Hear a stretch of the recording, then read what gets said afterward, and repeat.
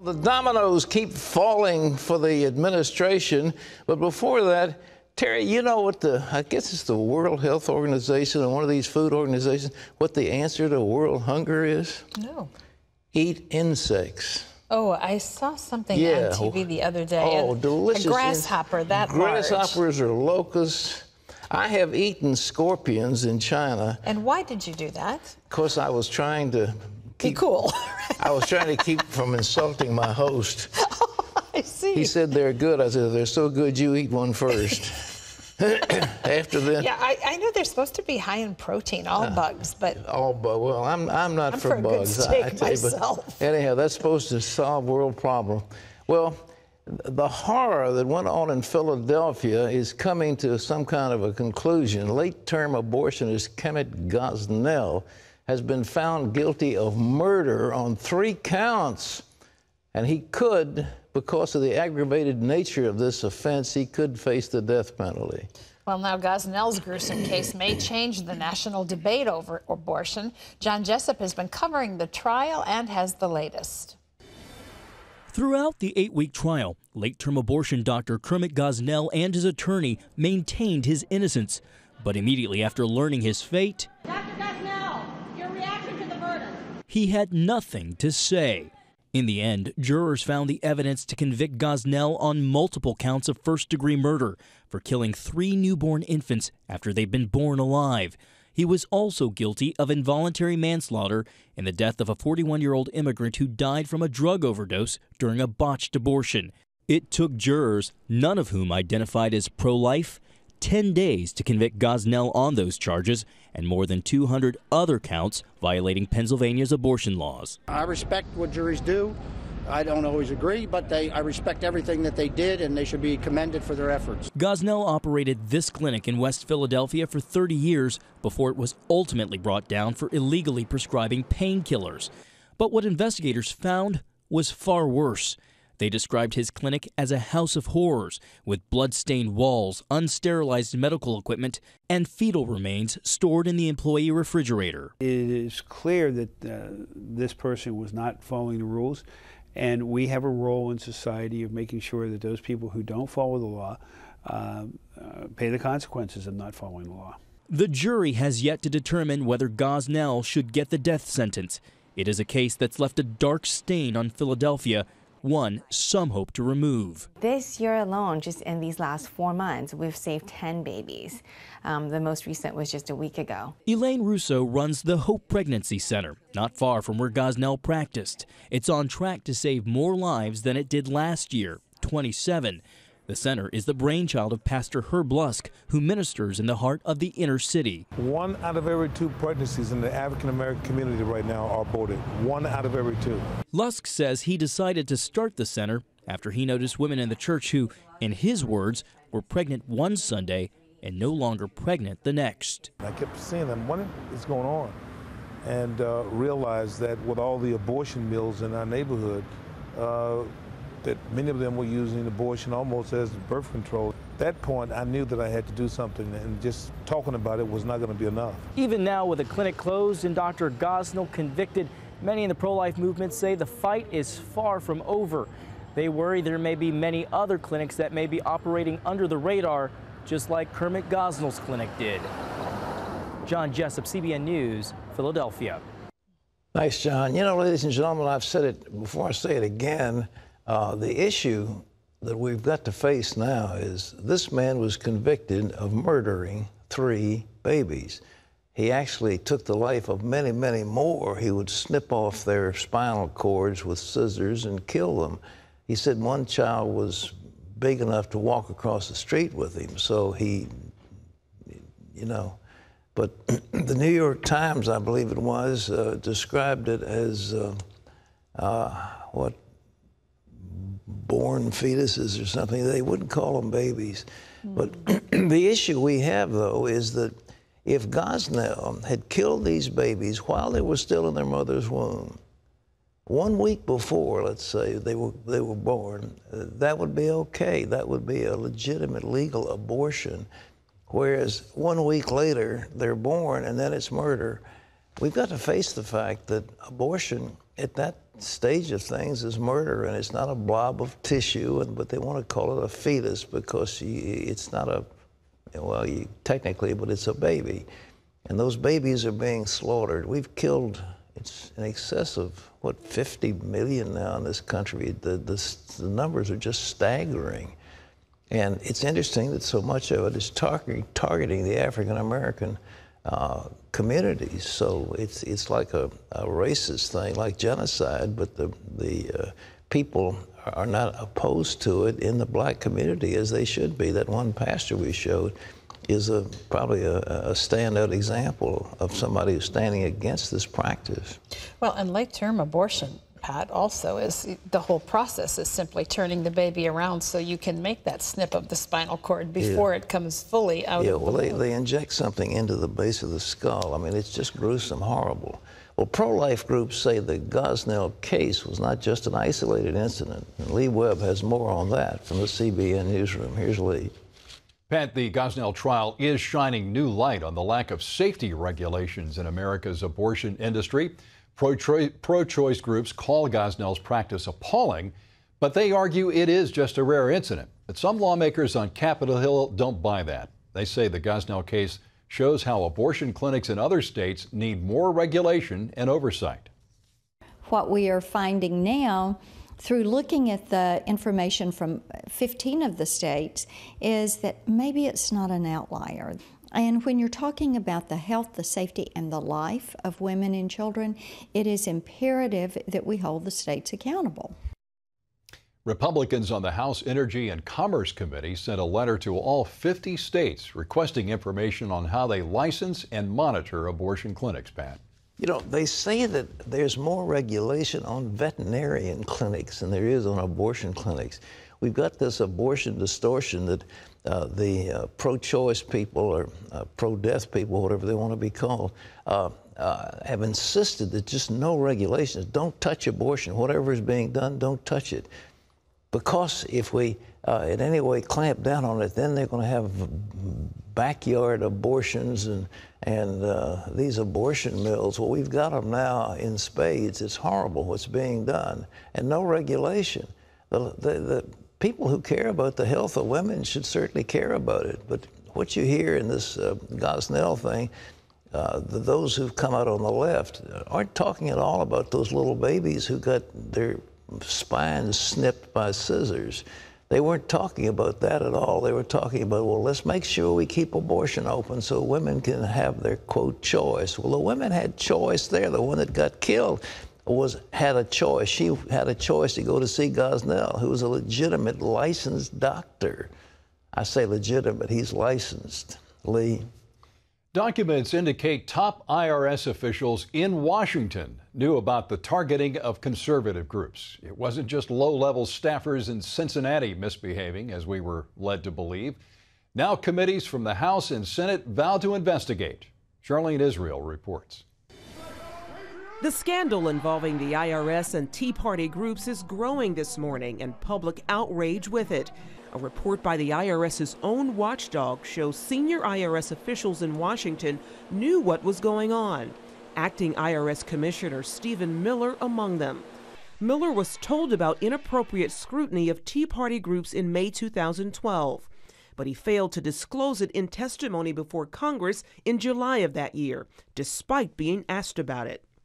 Conservative groups across the country have been raising concerns about the IRS, complaining that they were being harassed. They wanted very specific details concerning people that came to our meetings, people that spoke. How many emails did you send? What were they? How many rallies did you go to? It had a chilling effect on all of us.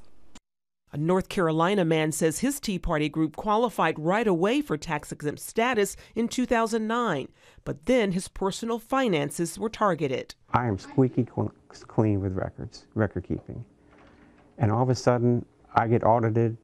The American Center for Law and Justice represents Tea Party groups in their case against the government. They demand the remaining 10 groups be granted tax-exempt status immediately, and that all IRS employees involved be disciplined. They say the scandal now brings into question the IRS's ability to implement Obamacare. In an official letter, ACLJ head Jay Sekulow wrote, "It is no wonder that, in light of the open and notorious politicalization of the IRS vis-a-vis Tea Party and other conservative groups, many Americans view with outright alarm the called for expansion of the IRS to implement the Affordable Care Act, Obamacare. As the scandal continues to grow, President Obama is speaking out. He calls a biased IRS outrageous." I've got no patience with it. I will not tolerate it, and we will make sure that we find out exactly what happened on this. Charlene Israel, CBN News. Yeah, members of Congress want to know why they weren't told earlier about the targeting of conservative groups. They're expected to grill acting IRS Chief Stephen Miller Friday when he appears before the House Ways and Means Committee. Pat, can you imagine the uproar about 8 years ago if the IRS under George W. Bush's leadership would have targeted groups because their name or they might have had some reference to liberal or progressive? Oh, the New York Times, the Washington Post would have been apoplectic. It would have been unbelievable. But, you know, added to this, and we're going to be talking about it in a minute, the Obama Justice Department is now targeting all people in the Associated Press. So the Washington Post gave Obama, I think, 3 or 4 Pinocchios, which is the award for lying, on his press conference having to do with Benghazi. And he's standing there and just lying, and now the liberal media is saying, look, what are you talking about? And he's losing them, and once he loses that group, he's going to be in real trouble because he won't have anybody supporting him, and the Democrats will start running for cover. But this IRS thing, as I said when I interviewed Jay yesterday, this was the heart of the charge against Richard Nixon, that he was using the IRS for political purposes and to target enemies. You just can't do it. They had a guy named Murray Chotiner who worked for Nixon, who was sort of the hitman who went after people who didn't like the president. But it's amazing, those groups in our world who say we want to make America a better place, we want to have some limit on spending, we want to balance the budget. People who said such things as that were now considered enemies of Obama, and they were being targeted by the IRS. And he can't get away from it. He appoints the commissioner. Those people, the top guys are political appointees, many of them. And he is responsible ultimately for what that organization does. So it's going to be tough to get rid of this one. But he's got now Benghazi, he's got the IRS scandal, and now he's got the problem with targeting, listening in to the telephone conversations of news reporters for the largest news gathering organization in America. Lee? Yeah, that's the story I'm going to share with our viewers right now. And it's yet another scandal brewing for the administration. The Justice Department under fire for secretly obtaining the phone records of journalists and editors with the Associated Press. Investigators obtained records for more than 20 separate lines assigned to the AP and its journalists in April and May of last year. The records listed outgoing calls for the work and personal numbers of reporters for AP offices in New York, Washington, and Hartford, Connecticut. Phone records from the news agency's main number in the House of Representatives press gallery were also subpoenaed. More than 100 journalists routinely use those numbers. The subpoenas are thought to be part of a criminal investigation into leaked details about a CIA operation in Yemen. Lawmakers from both parties condemned the action. The AP's top executive called the probe a massive and unprecedented intrusion into news gathering. They haven't told us what they're looking for, and nor have they explained why we got no prior notice, which our lawyers tell us is not only customary but required. And it's interesting to note that AP does not have a conservative reputation. It is unknown whether a judge or a grand jury signed off on those subpoenas. Obamacare could cost hospitals billions of dollars nationwide over the coming years. That's according to a rough estimate released by federal health officials. Hospitals will lose $500 million next year alone. The losses come from less federal funding given to states to offset the cost of covering the uninsured. For example, Texas hospitals could lose more than $56 million. Those in Pennsylvania could lose almost $34 million, and Missouri hospitals $26 million. Obamacare assumes more people will have health insurance and that hospitals will treat fewer uninsured patients. Pat? The Democratic chairman of the committee overseeing this said it's a train wreck waiting to happen. It is a train wreck. The train is running down the track at full speed, and it's going to crash. And I imagine members of the Democrats who are running for re-election in Congress are just horrified at what's going to happen. And the chances of the Democrats retaking Congress is just completely evaporated with the release of these scandals, these things happening. And what does that do in relation to the next presidential election? I mean, this man, who's the current president, is leaving a disaster. And the more they continue to talk about this stuff, the worse it gets. Instead of getting better, it gets worse. And that's the fault of believing you can charm everybody, that you're such an eloquent speaker, that your words are mesmerizing and that they'll charm everybody. Well, sooner or later, the charm wears off and somebody begins to look and says, look, the emperor doesn't have any clothes on. He thinks he's got a beautiful suit, and actually there's nothing there. And once that happens, everybody starts to laugh, and the game's over. Lee? Yeah, it's too bad NBC's not reprising the old West Wing series. This would make for an interesting drama, wouldn't it? Members of more than 95 pro-family groups gather in Sydney, Australia this week for the 7th World Congress of Families. It's a time for the groups to share information about the threats to families and plan their response through policy and ministry initiatives. One of the biggest and most persistent problems, sex trafficking. More than 5.5 million children are victims of global human trafficking today. The trafficking and sexual slavery of children has risen nearly 10% in the past 5 years alone. Every 30 seconds, another child becomes a victim. We spoke with Justin Murph, director of Set Free Now. The threat of families today is human trafficking around the world. Sadly, in some third world countries, families are actually the instigator of child sex trafficking, selling children sometimes for a refrigerator, a television, or maybe even $60, say, in Bangladesh. Set Free Now is a coalition of CBN ministries like Operation Blessing and Orphans Promise, dedicated to fighting sex trafficking. Pat, back to you. Well, thank you very much. I know, Terry, you through Orphans Promise are fighting this Operation Blessing. We just feel that it's a horrible thing. Yeah. You know, I just finished a book. This David Baldacci is a real good writer, and he just has written one about the people being trafficked into America. I don't know whether, I mean, of course it's fiction, but it was a very compelling read. But that's not a fictional issue. It is happening all across the country. I mean, people think of this as something that happens in other countries, but not so. America is really rife with the problem. Terry, you know, I'm not a girl, so I can't put myself into the mind of one. What kind of hopelessness is there in somebody who thinks they're going to be used and ultimately going to have to die? I mean, what a horrible prospect. Yeah.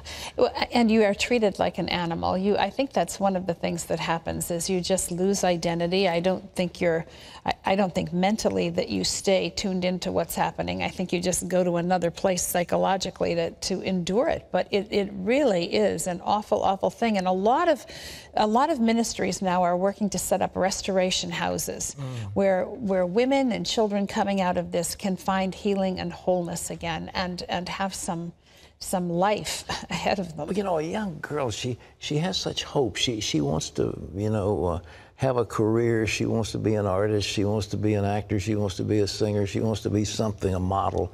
And somebody promises her a job, and so she says, okay, I'll take that.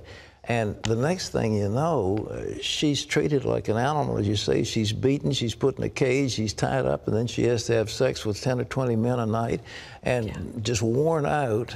And then she catches some disease, and they throw her on the street and let her die. I mean, it's horrible to contemplate. It really, really is. There are many, many organizations today who are all coming together, like the Alliance of Set Free Now, who are out to make a difference and do more than just make people aware. They really want to do something to make a difference. And prayer is needed because, as you said while that piece was running, it's so lucrative. The root of this goes so deep. It's going to take something to if you're a break drug that. dealer, you take so much cocaine and you sell it, and it's gone. But if you've got these women, you sell them, and then they come back and you sell them again and again, and it's terrifically lucrative. And pornography feeds that in the culture we live in today, certainly. You know, so it's just we live in a strange time, but we really need to address it.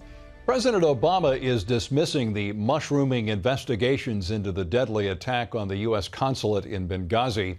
The chairman of the House Oversight and Government Reform Committee, though, calls the administration's response a failure. Republicans also accuse the administration of attempting to cover up the facts. They're scheduling more hearings, but the president still says there's nothing new. And the fact that this keeps on getting churned out, frankly, has a lot to do with political motivations. Congressman Darrell Issa is now seeking depositions from 2 officials. He wants to know what former Secretary of State Hillary Clinton knew about the attack and the decisions she made in response. Minnesota is now the 12th state to legalize same-sex marriage. The state Senate there approved it Monday. The measure includes exceptions for religious groups. Churches do not have to allow their facilities to be used for ceremonies, and religious leaders do not have to perform same-sex weddings if they don't want to. Democratic Governor Mark Dayton signs the bill today. Minnesota is the first Midwestern state to approve gay marriage without being forced to do so by judges. You can always get the latest from CBN News by going to our website at cbnnews.com.